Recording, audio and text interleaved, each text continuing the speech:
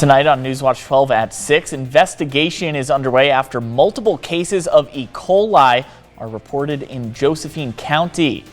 And the nonprofit organization Age Plus is introducing new modular housing in Talent. What that looks like coming up. Plus, the historic dam removal project has breached the last dam. What that means for the Klamath River coming up right now on NewsWatch 12 at 6. Watching out for you. This is NewsWatch 12 at 6.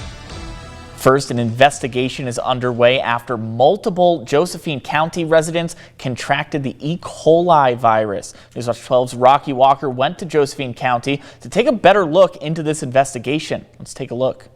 In the Josephine County Public Health Building right here, they are currently investigating multiple E. coli outbreaks here in the county. They told me it was just a virus, it would pass and he'd be fine. If he kept throwing up, to bring him in on Monday.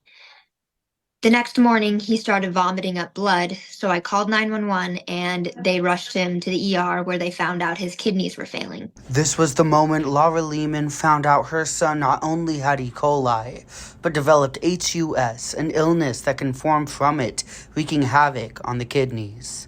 I reached out to the Josephine County Public Health to learn of more infections, and less than an hour later, a news release was sent out that an investigation was underway after multiple infections in the community. Currently, tests are being conducted, which the Oregon health authorities say can take a while to reach conclusions. It's a test that we need to do to confirm or deny the potential for that being the source.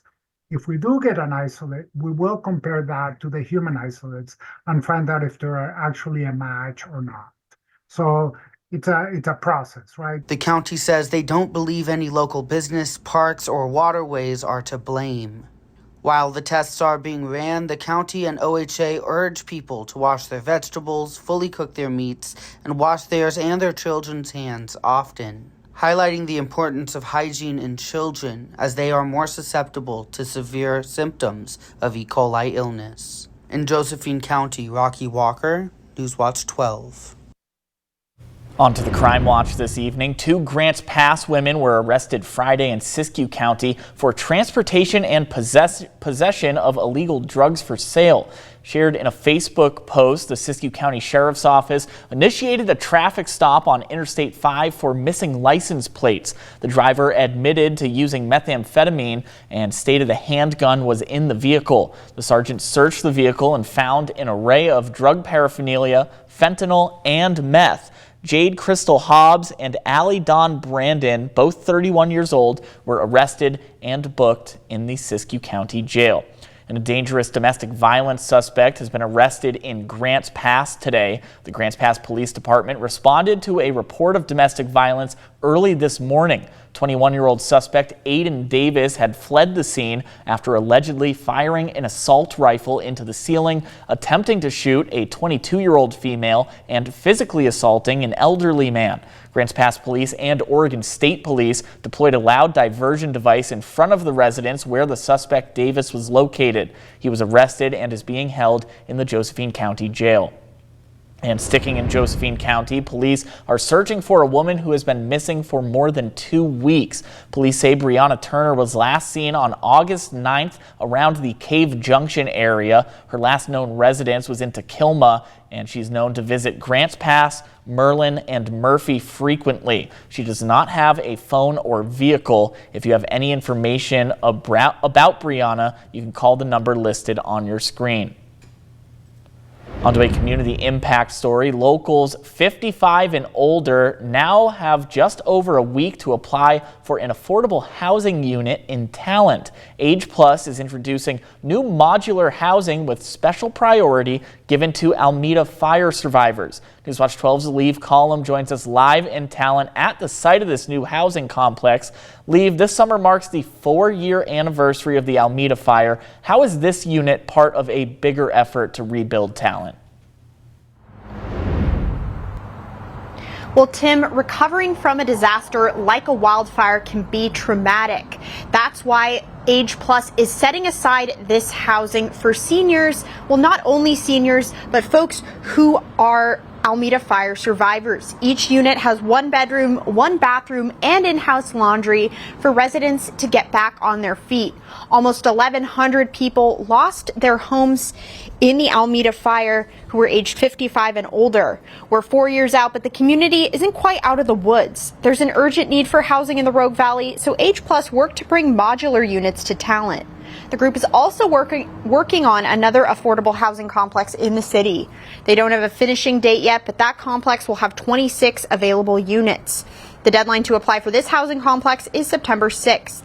The link to apply and the details for who is eligible can be found on our website, kdrv.com.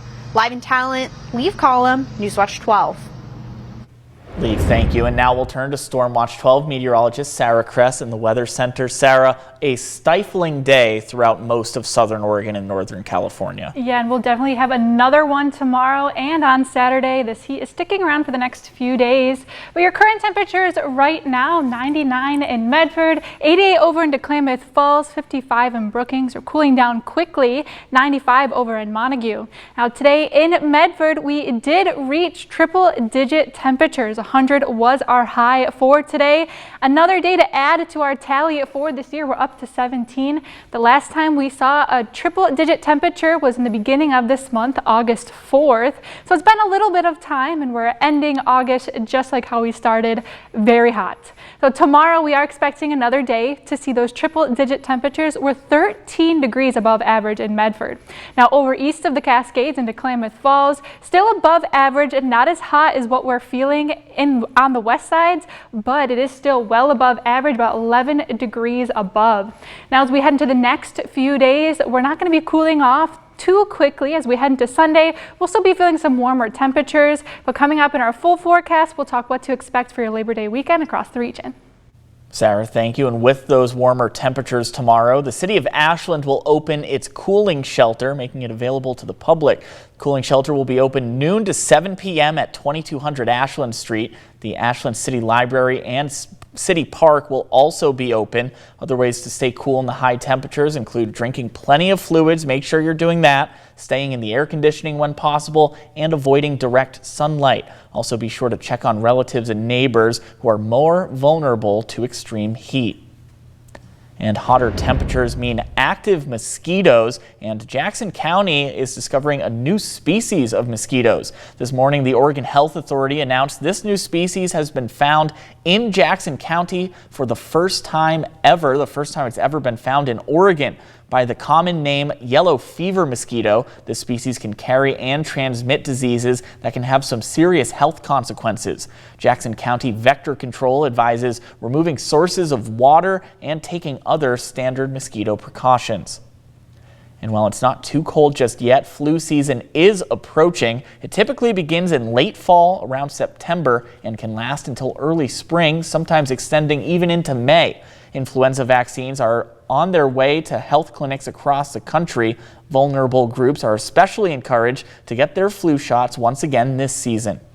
Vulnerable groups are kids under the age of 5 years old, and for the adults more than 50 years old, especially more than 65, the pregnant ladies, immunocompromised, which also includes kids, with a certain immunocompromised conditions or heart problems, kidney problems, liver problems, diabetes, and so on. Flu vaccines will be available at Providence locations starting in mid to late September. And beginning next year, U.S. wildlife officials will drastically scale up efforts to kill invasive barred owls along the West Coast. It says the owls are crowding out native owls from Oregon, California, and Washington forests. Trained shooters will target barred owls over 30 years in the 3 states. The U.S. Fish and Wildlife Service's goal is to kill up to 452,000 barred owls and halt the decline of competing northern spotted owls and California spotted owls. And the California Department of Fish and Wildlife is releasing their blueprint to guide the reintroduction of salmon and steelhead back to the Klamath River. The newly constructed $35 million Fall Creek Fish Hatchery will play a major role in restoration efforts for the Klamath River, aiming to produce more than 3 million fall run Chinook salmon and 75,000 coho salmon. The Fall Creek Fish Hatchery replaces CDFW's Iron Gate Fish Hatchery. The new hatchery was built by Pacific Corp, the former owner and operator of the Iron Gate Dam. That company is slated to fund hatchery operations for the next 8 years. On to the fire watch tonight. The Boise fire in Northern California is at 59% containment. The fire is just under 13,000 acres with minor growth occurring within the fire footprint.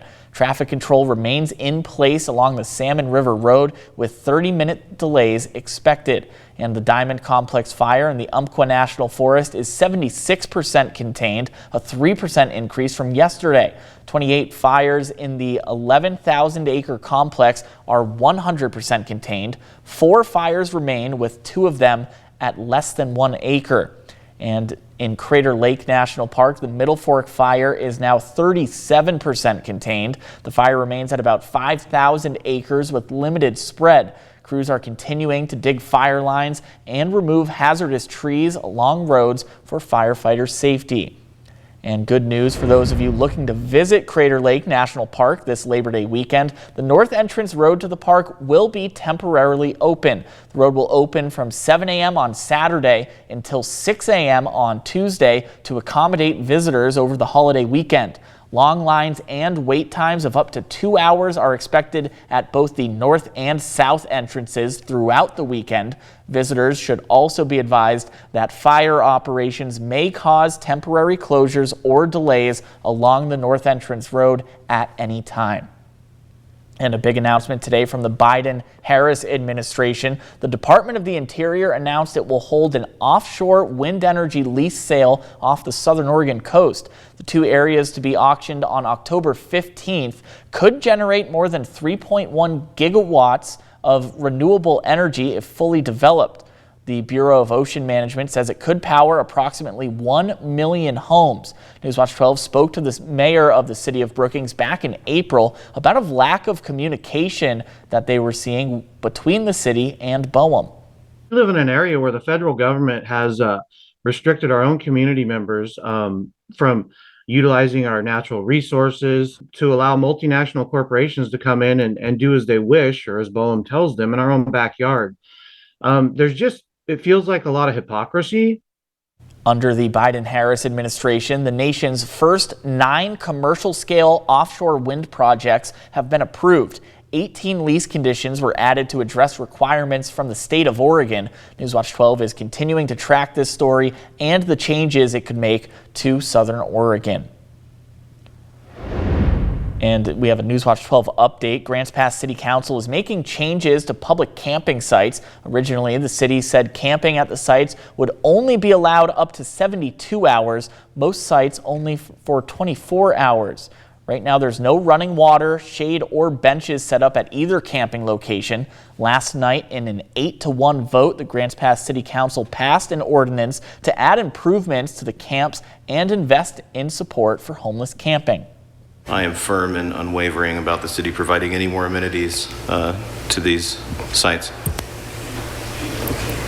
Yeah, the motion was that the city would meet the sanitation standards for the restrooms and allow nonprofits to provide shade shelters, benches, and water at the site, and that the city would provide the dog waste and cigarette containers, and that the city manager would work with the neighbors to learn more about their needs.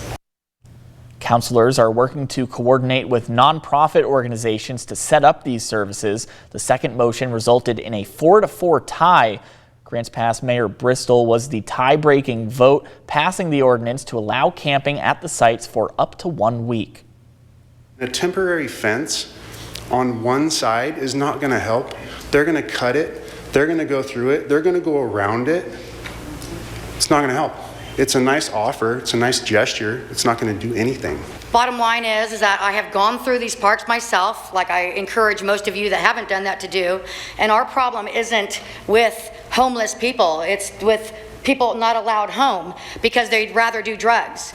Having my stuff at that location It has been broken into, and I've had over $21,000 worth of equipment stolen.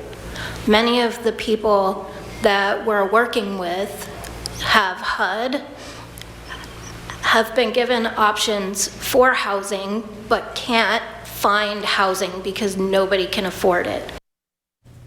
Mayor Bristol said last night that city lawyers are working with opposing attorneys from their Supreme Court case to drop a pending injunction against the city. Grants Pass Police Chief Warren Hensman says once the injunction is dropped, campers will not be allowed to put camping material in locations other than the designated areas.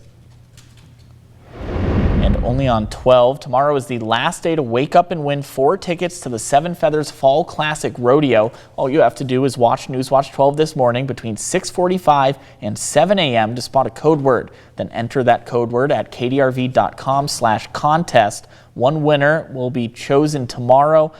The Seven Feathers Fall Classic Rodeo is set for September 21st and 22nd.